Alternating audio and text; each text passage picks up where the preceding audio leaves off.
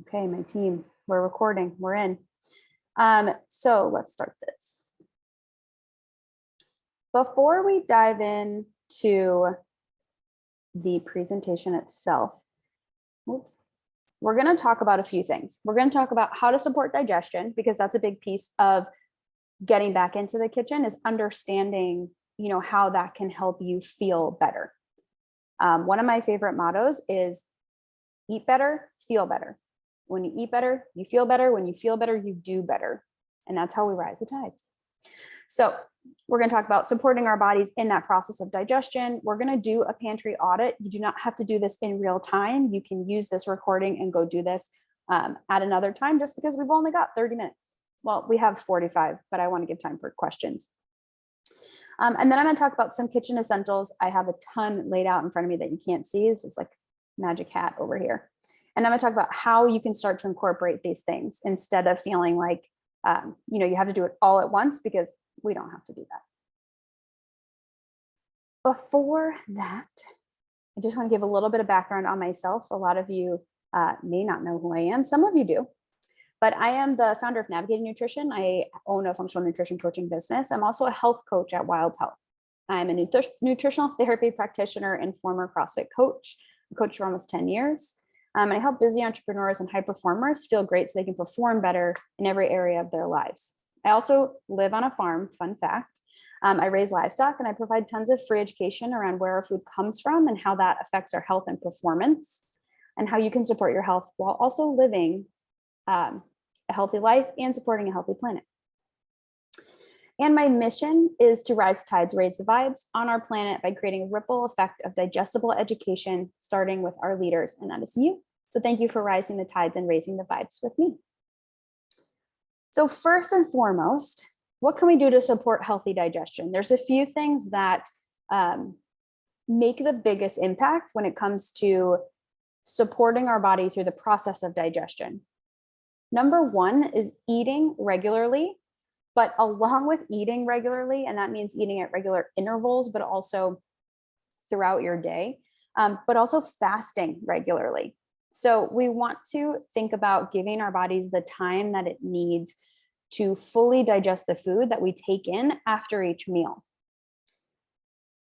We also, and I know I've had this conversation with some of you, but we also want to give our bodies time to fully digest before we start eating again for the day.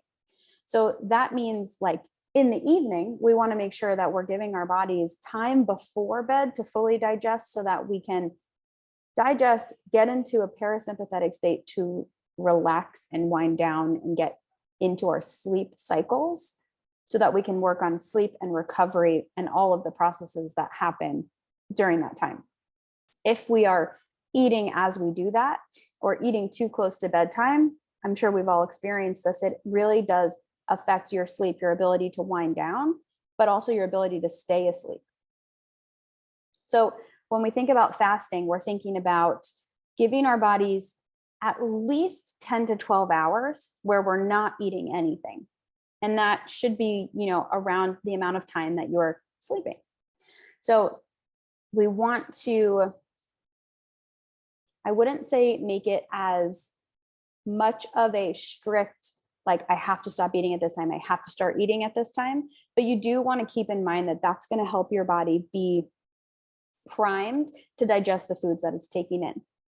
The next one's eating balanced meals. We want to make sure that we're eating foods that allow us to fully digest and absorb the nutrients that we're getting in. The way that we do that is making sure that we can use a checklist for this, making sure we have a protein, a veggie or a fruit, a fat, and a carb source at each meal. The quantity of those is going to vary person to person. It really depends on, your lab work, your genetics, what those are saying for you. But using that checklist can be really helpful, because it gives you a very clear outline of how can I create a balanced meal that's going to help satiate me, keep me satisfied, but also balance my blood sugar so that I can support a healthy digestive system. And the last one is eating high quality sources of whole foods. Whole foods is the really important piece here, because even if we can't get the highest quality of the foods that we're eating, making sure that we're getting mostly whole and unprocessed foods is going to help take a lot of stress off our digestive system in the long run.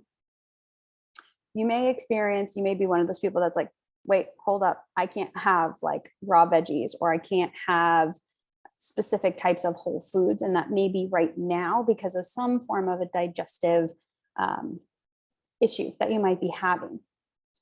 That we can work on, right? Like that's an isolated incident, but we want to really prioritize those whole food sources as best we can to make sure that we're supporting a system to get all of the nutrients it needs, all of the micro and macro, all of the minerals, all of those really important things that support the healthy body that we're trying to have and trying to achieve.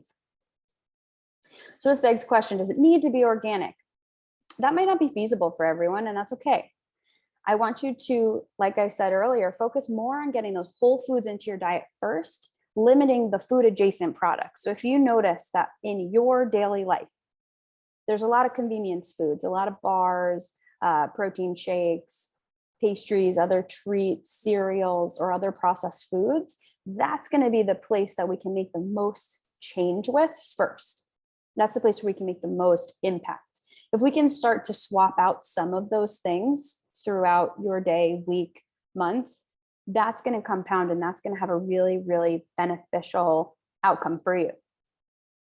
Next on that list, once you get past kind of limiting the food adjacent products, incorporating more of those whole foods, then you can start to look at, okay, what's the quality of those whole foods? Am I getting some that are maybe high quality and some that it's okay if they're not? There's a really great resource for this, and it is the EWG's Dirty Dozen and Clean 15. Now, those are two lists, and the Dirty Dozen is the list of foods that if you're going to buy organic, these ones really should be organic just because of the amount of pesticides that they use, the types of pesticides that they use traditionally with these foods. The Clean 15 are the ones that fruits and vegetables that traditionally don't have as much of an amount of pesticides in them. So it's not as big of a concern. Regardless, honestly, whichever you buy, you just want to wash your food, wash your produce, and usually that will also help kind of mitigate some of the, residual pesticide that may be there. So let's dive into your pantry. And this is, like I said, you do not have to do this in real time, but this is an activity that I would like you to do this week to start to gain an awareness of the things that you're buying and how that may be impacting you. And first and foremost, I just want to say there's absolutely no judgment here on what's in your pantry. You're not wrong or bad. It doesn't mean anything about you as a person, what's in your pantry. A lot of times what happens is we get into routines, we get into habits. There's a lot of things that might happen that can affect the purchases that we make to, fuel ourselves, to fuel our families. So this is just a way for you to start to gain that awareness, like I said, and then also start to make some of those swaps. So now that you can make an educated swap on those. So what we're going to do is you're going to pick out a few of the items you use most in your pantry. So I picked out a couple, soup, tomatoes, and I have a ramen packet here. These are some of the things that are most often in our pantries, and they just kind of live there. They're things that we don't really think about, but like in a pinch, we pick those up because it's easy, it's quick. I want you to flip it over and look at the nutrition label on the back. We're not looking at calories or macronutrients right now. We're really just looking at the ingredients themselves. Typically on a nutrition label, the highest quantity of an ingredient will be closest to the top. And what we want to look for in our foods that are in our pantry are making sure that the ingredients themselves are things that you can readily recognize and make sense for the makeup of the food. So if this is Southwestern vegetable soup, I would expect there to be tomatoes, beans, corn, and maybe some spices. So when I flip it over, if one of the first ingredients is sugar, canola oil, sunflower oil, safflower, peanut, or rapeseed oil, I know this might not be the best option to purchase again in the future. This one is from Amy's Organic Soups. This one is filtered water, diced tomatoes, organic roasted potatoes. I didn't expect that. Fire roasted corn, black beans, and onion, carrot, green bell peppers, a bunch of other vegetables, organic olive oil, and green chilies, salt, spices. So this would be a good option, right? Because it doesn't have a ton of added ingredients that I can't recognize. It has things that make sense in this can, and there's not a ton of things to guess on. So as you go through, I just want you to keep that note. Start looking at things. The other culprit, another one that's very popularly has some hidden sugars or seed oils, can be fire roasted tomatoes or crushed tomatoes, tomato sauce. A lot of times there will be extra added ingredients, specifically sugar, in tomato sauce.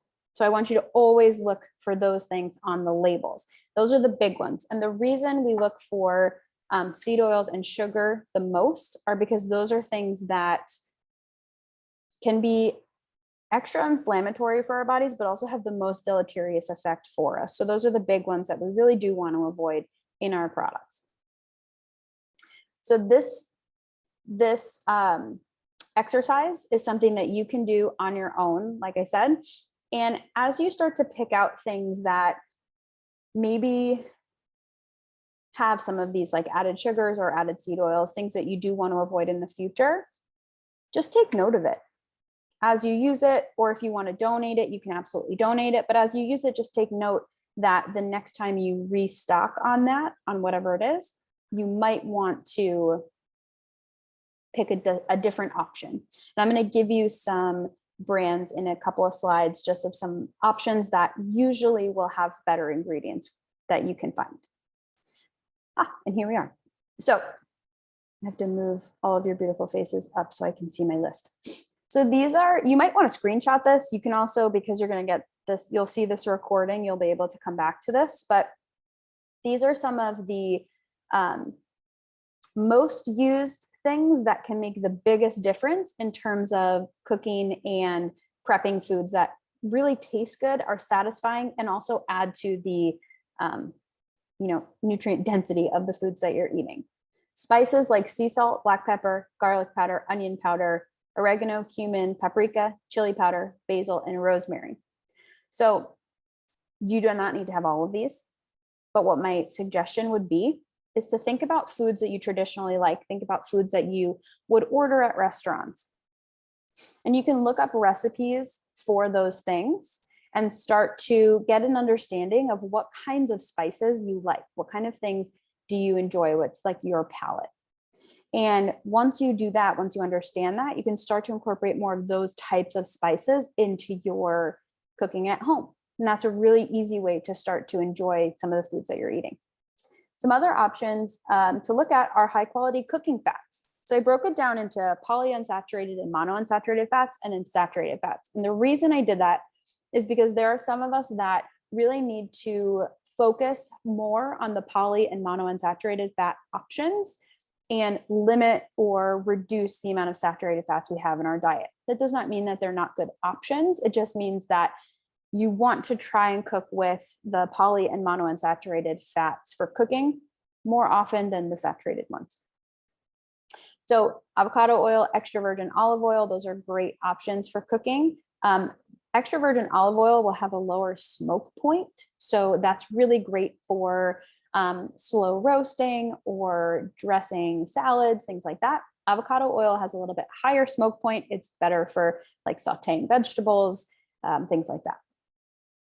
In terms of other things that I would like to just kind of make you aware of, sauces, marinades, dressings, those are a place where a lot of added sugars, processed seed oils, those things will start to come into play. So in order for us to still enjoy our foods, still be able to, use marinades and dressings and sauces, things like that, I wanted to give you some options of brands that you don't even have to necessarily think about it too much, what the ingredients are.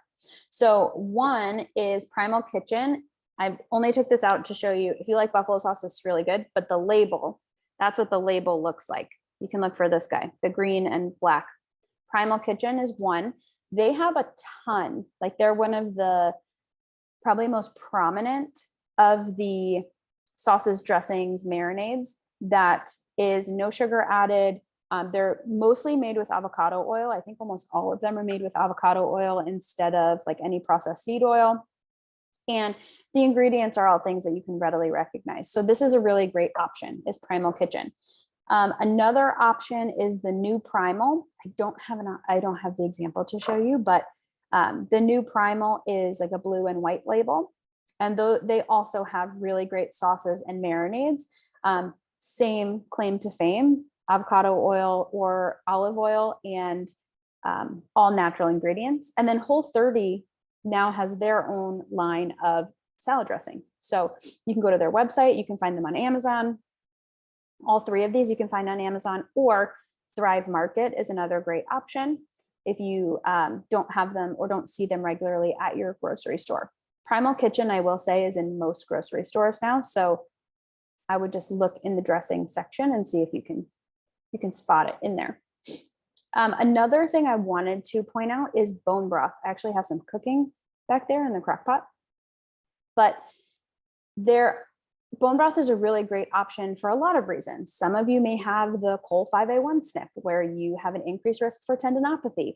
Increasing your bone broth or your collagen consumption can be really helpful in supporting that. Bone broth is one of those things that you can drink in place of coffee or tea.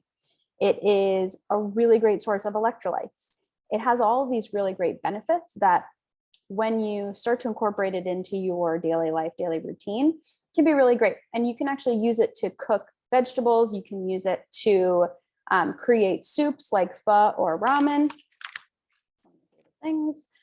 You have so many options of the ways that you can use bone broth. So that's why I love to give that as an option. And it actually comes, if you slow cook in the slow cooker and you add a little bit of water with meat that has bone in, so whether it's chicken or red meat, whatever it is, you'll get broth out of that. So if you put water, bone in meat, and then even just a couple of like a handful of carrots and a handful of celery or onion, that will give you a broth at the end that you can save. Super high in collagen, like I said, it's really great to saute with. It's really great to sip on its own. It's a nice little treat there. And then I wanted to jump into cookware itself, because this one I think is where we get a little bit stuck.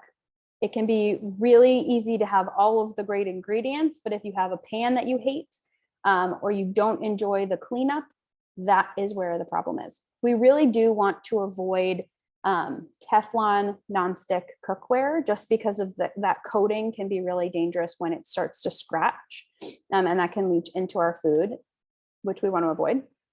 But there are other types of nonstick cookware. There are things like enamel cookware. That's Caraway is one brand. They make really great nonstick pans that are ceramic lined. Some other options are stainless steel. You can do glass bakeware. Cast iron is a great option. Cast iron is actually really great if you are iron deficient, because you will get some of the iron kind of cooks into your food. If you have high iron levels, I would say try and stick with, enamel, stainless steel, just because you will get a little bit of extra iron from your cookware. Some other things that are not on here, but are also really important to make your cooking experience better, is having a good quality knife, a knife that you like holding. So one thing that I learned from my functional nutrition program that I went through was how important it is to have a knife that fits your hand. If it doesn't fit your hand, it's going to feel really awkward and really uncomfortable. So you really want to find a handle that feels good for you. Obviously, you're not going to cut like this, but if you're holding the handle however you would cut, you want to make sure that that feels good for you. So that's one thing to be aware of. And then also, if you do not have a pair of kitchen shears, like scissors, these are a game changer in the kitchen. Very useful for many things, including cutting up vegetables when you want to be lazy. So if you have those days where you're really in a rush, you don't have a lot of time, and you just want to like cut some vegetables into a salad, or you want to cut the lettuce, instead of breaking it with your hands, kitchen shears are a really great option there. And in terms of putting all of these things together, like I mentioned earlier, it is really helpful to have a recipe that you might want to use as inspiration. But one thing I will say is recipes are always meant to be a guideline. I don't know if you knew this, but when people create recipes, they're literally just guessing about how much measurement they put of everything. I write a recipe every single weekend or every single week for my newsletter. And I've talked to a lot of friends that have written cookbooks and things like that. And a lot of it's guesstimation. A lot of it is, I think I put a half a tablespoon of X, Y, or Z in there. It's a lot of cooking to taste. So I like to give you that as a reminder, just because when I was looking at recipes to start, it was really intimidating, really overwhelming, because I felt like I had to measure everything out ahead of time. And that's not how my brain works. So remember that using those recipes, really just a guideline. It's a roadmap. It's a way to teach you what spices and seasonings go well together, what things pair well in terms of sauces or vegetable and meat combos or whatever it is that you're trying to make. And it's a way for you to know how long to cook things. That's really what recipes are for.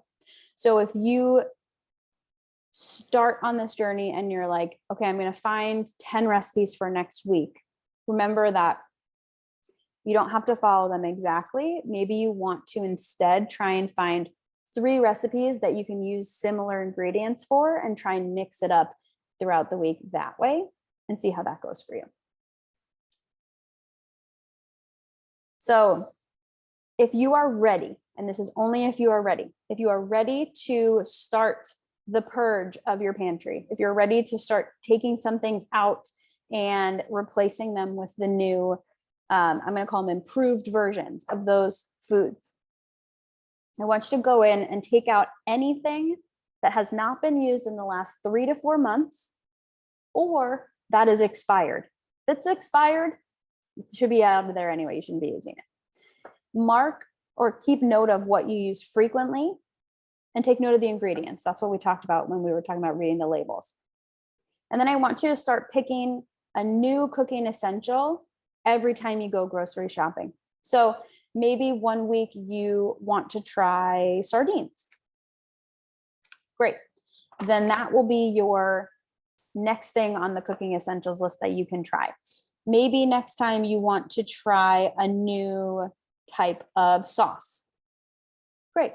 Next time you go, that'll be on your list. Whatever you want to get rid of, whatever hasn't been used in the last 3 to 4 months, you can donate those things. If it's something that you use often, then take note that you use it often, and the next time that you replace it, pick the option that might be a little bit better for you.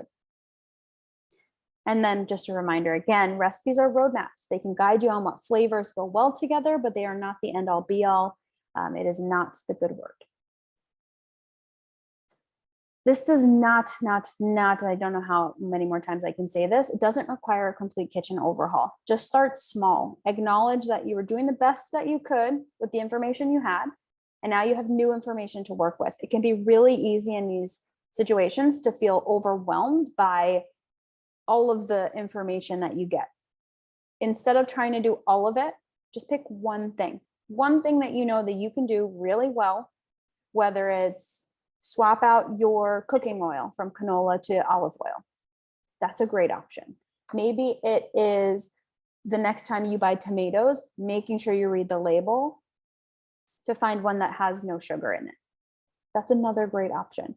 Pick one thing that you can do and focus on that first. And that does it for my presentation. I'm gonna stop sharing unless you guys want more questions. And I see my chat box came up here. So this is awesome. Let's see if there's any good questions in here. And then I do want to open it up to see if anybody has questions. What's wrong with canola oil and other seed oils? Great question. When we think about the types of oils that we cook with, canola and other processed seed oils, the way that they are processed, it just creates more inflammation. So they're heavier or higher in omega-6 fats, and we get a lot of omega-6 fats already in our diet, and those are going to be pro-inflammatory. So we want to try and avoid adding more pro-inflammatory oils into our diet, instead focusing on omega-3s and more anti-inflammatory options. So that's really why we want to avoid processed seed oils to begin with. Grapeseed is, I would still count that on the not okay to use. As a cold dressing, like sesame seed oil is a tough one because that is great for cold options. So like if you're going to dress a cold salad, things like that, absolutely. I would not cook with grapeseed oil. So those were the questions that came up in the chat. I would love to open it up now to see if anybody else has any questions or anything that they wanted me to elaborate on more. Anything that you guys want to talk about is fair game. Well, I guess within reason. What would you do with sardines? Oh, I love that question. Since they are now in my cabinet, can you mix them with Primal Mayo like tuna salad? Absolutely. Okay. So sardines are great because they are pretty versatile. You can cook them into something if you would like to, like lightly saute them into a vegetable dish. You can also make them into a tuna salad. I also did see one of our doctors, Erin Donaldson, she mixed her sardines with egg salad. So I kind of love that idea too, because it mixes it in with something else that maybe if you have a harder time with that taste, which maybe I'm biased, but I kind of liked it. But if you have a harder time with like a fishier taste, that might be a good option to hide it in some eggs. Could do that. And can we talk about breakfast? As I age, I feel worse with a carb heavy breakfast, but apart from eggs or avocado toast, I struggle with good protein, fat forward breakfast options. That's another really great question. One thing that I like to think about, and you may have heard this before, is you can really have any types of foods for any meal. So it may be helpful for you to shift the mindset around like breakfast food specifically, because it's really going to be whatever can help you stay satisfied and satiated in that morning meal. So maybe it's another type of lean protein source. Maybe it's, maybe you have some chicken, or maybe you have some lean ground beef or bison or ground pork. You have a ton of options in terms of what you could use in that first meal. I will say, trying to stick within the checklist, so protein, veggie or fruit, fat, carb, that can be really helpful. Like I said, quantity differs. So maybe an example of that without eggs or avocado toast could be lean ground beef with some sauteed vegetables. Maybe it's left over from the night before, and they could be sauteed in avocado oil or olive oil. Avocado oil, and some potatoes or a piece of toast with avocado on it. You know, you have options there in terms of how you might want to do that. But I would say try and use the checklist itself and try to think outside of the box of breakfast itself. Kelly mixes a can of mackerel and salmon salad, like tuna salad, similar to the sardines. I love that too, because now you're getting two different types of omega-3 fish sources. So that's awesome. That's a really great idea. I really love that. One thing that I did want to point out for any canned fish options. So you see here, I have this brand, it's called Wild Planet. You can usually find sardines packed in water, olive oil, but you can also find them in soybean oil or canola oil. So I really would recommend looking for brands or just looking always at the ingredients to see what the fish is packed in. You could go, like I said, packed in water or packed in olive oil. That's totally up to you, which one you prefer. Truthfully, I think it has a little bit more flavor when it's packed in oil. But like I said, if you don't do well with fats, then you might want to look for it packed in water. And that's a really great option. Another thing to take note of with just packed fish or canned fish in general is you do want to try your best to focus on the smaller fish or the smash fish. If you've heard the smash term, it's salmon, mackerel, anchovies, sardines, and herring. Those are going to be the best in terms of omega-3 fats, best polyunsaturated. So if you can stick with those, that's great. Limiting tuna, you can definitely have tuna, but trying to limit that to maybe once a week, if that. Best pantry staples to help balance blood sugar levels. Okay, awesome. So a lot of these things were in that list. I will say that it's less about specific staples and more about focusing on eating balanced meals and eating regularly, giving yourself that at least 10 to 12 hour fasting, time restricted feeding window as well. So it could be, breakfast, lunch, dinner. You could have 4 meals: breakfast, lunch 1, lunch 2, dinner. But making sure that you give yourself time in between meals, but are creating balanced meals at meal time. And that's where that checklist comes into play. Hope that answered your question. We've got time for some more questions, so I'm happy that you are sending them in here a little bit.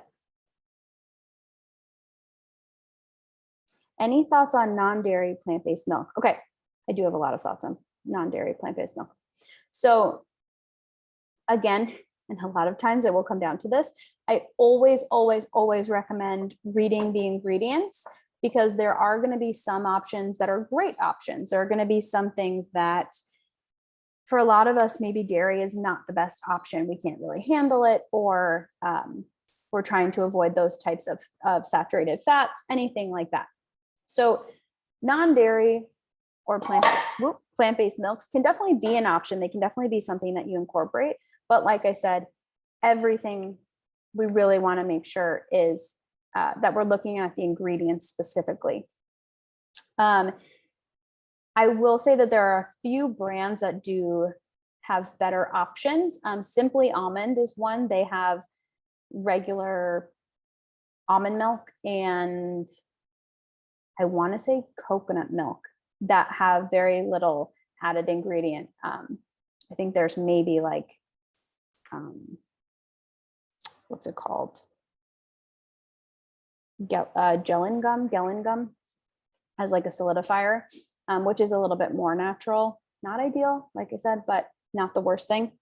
I always recommend reading the nutrition label though. Always look at the ingredients, because sometimes there will be hidden sugars, sometimes there will be hidden oils in them to make them the texture or consistency that milk is. We can never really, replicate milk as much as we want, or as much as we try to.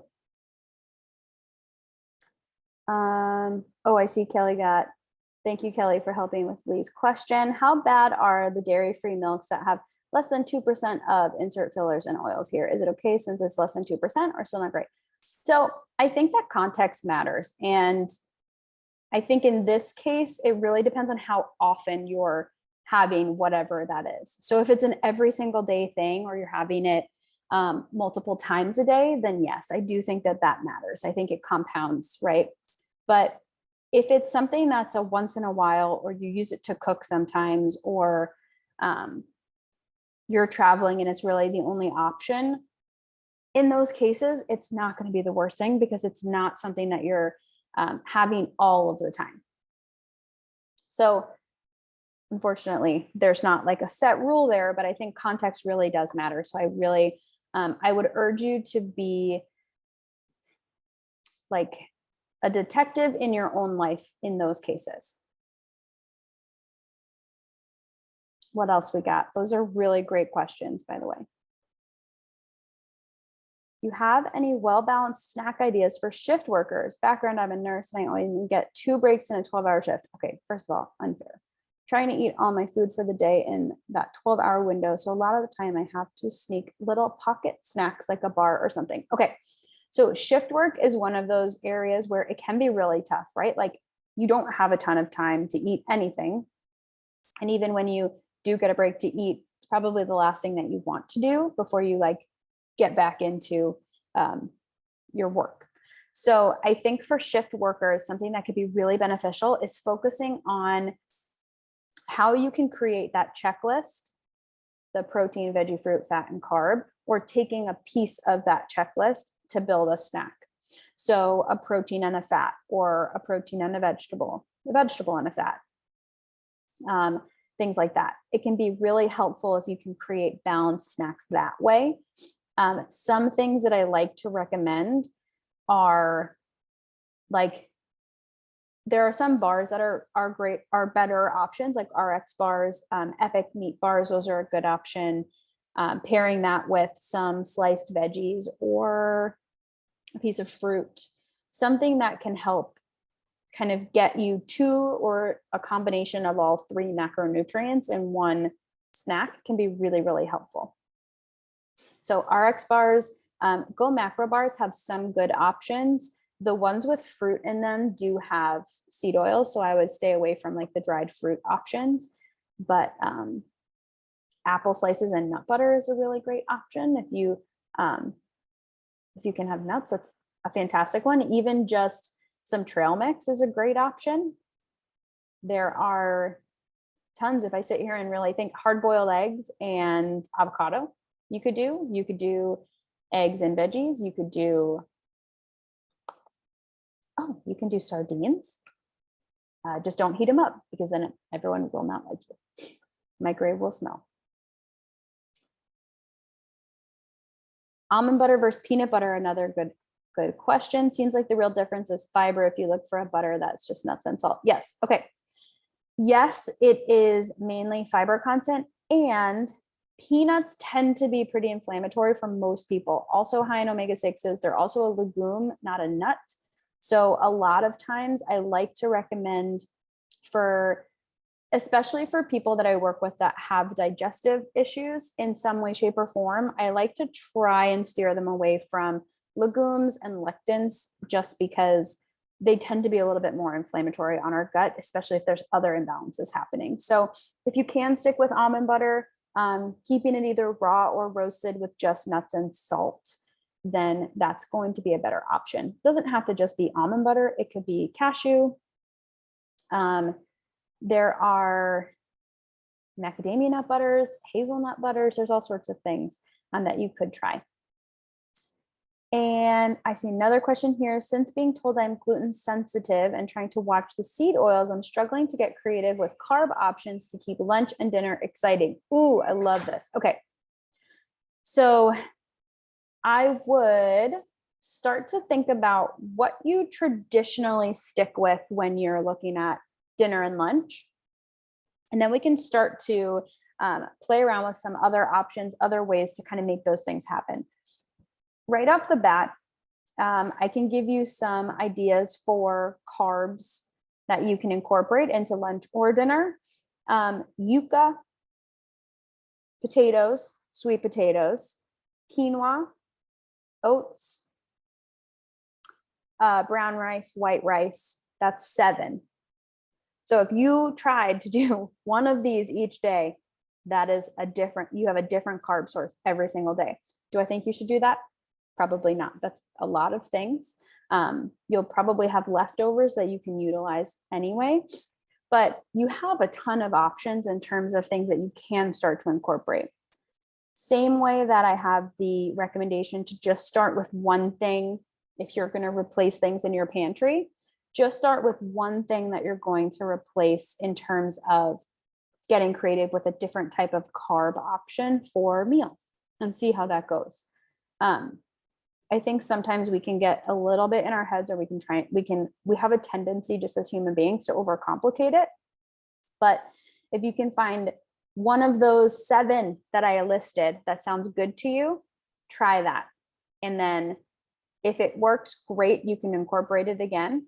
If you want to try something else, you can also do that. You have 6 other options, at least. Those are just the ones that I could name off the top of my head. I will say it will make it a little bit more challenging to find pre-cooked options if you are watching gluten and seed oil content. So just know that it is, if you go into it knowing it's going to be a little bit more challenging, it makes it a little bit more helpful because you prepare mentally for it to be something a little bit harder. On the gluten reduction theme, I've been told not to replace traditional gluten foods with the gluten-free version, example breads. Is this because they've got additives or some other explanation? So yeah, mostly the recommendation not to replace gluten-containing things with gluten-free versions is really just because a lot of them will also have added stuff that we don't really need. That being said, there are options that you can definitely find that will have less of the added stuff. The other thing I will say is for a lot of us, because we're so busy, sometimes having gluten-free versions will be helpful, right? Like having a gluten-free bread option that you can reach for. I'm always cautious to say like totally use that because it can be really easy for that to turn into like a habit that we don't necessarily want to promote more of.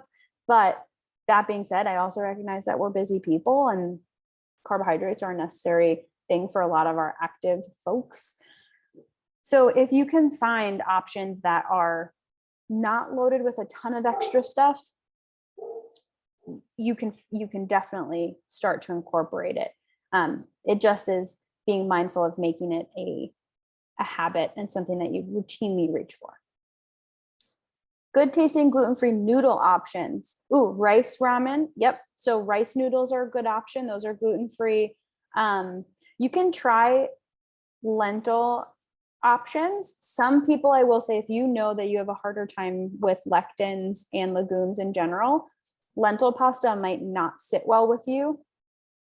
And the way that you would know that is if you traditionally get bloated after having beans or lentils or chickpeas, then you may want to not try a chickpea or lentil option. You may want to try a brown rice or regular rice noodle or a sweet potato noodle. You can sometimes find those.